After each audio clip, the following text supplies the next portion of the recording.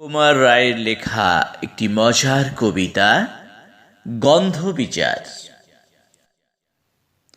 সিংহাসনে বসল রাজা, বাজল কাঁসর ঘণ্টা। ছটফটিয়ে উঠল কেঁপে মন্ত্রী বুড়োর মনটা। বললে রাজা, মন্ত্রী তোমার জামায় কেন গন্ধ?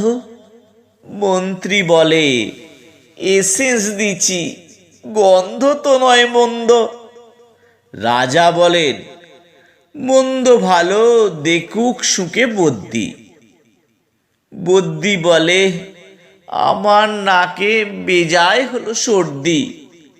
রাজা হাঁকেন, বোলাও তবে রামনারায়ণ পাত্র। পাত্র বলে, নস্যি নিলাম এক্ষুনি এই মাত্র। নস্যি দিয়ে বন্ধ যে না, গন্ধ কোথায় ঢুকবে? রাজা বললে, কোটাল তবে এগিয়ে এসো, শুকবে।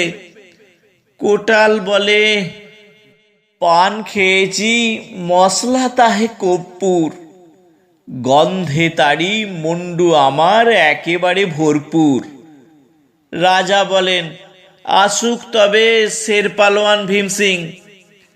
ভীম বলে, আজ করছে আমার সমস্ত গা ঝিমঝিম।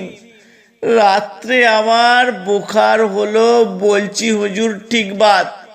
বলেই শুলো রাজসভাতে চক্ষু বুঝে চিৎপাত। রাজার শালা চন্দ্রকেতু, তারই ধরে শেষটা। বলল রাজা, তুমি না হয় করো না ভাই চেষ্টা। চন্দ্র বলেন, মারতে চাও তো ডাকাও নাকো জল্লাদ। গন্ধ শুকে মরতে হবে, এ আবার কি আহ্লাদ। ছিল হাজির বৃদ্ধ নাজির, বয়সটি তার 90। ভাবল মনে, ভয় কেন আর, একদিন তো মরবই। সাহস করে বললে বুড়ো, মিথ্যে সবাই বকছিস। শুঁকতে পারি হুকুম পেলে, এবং পেলে বকশিস।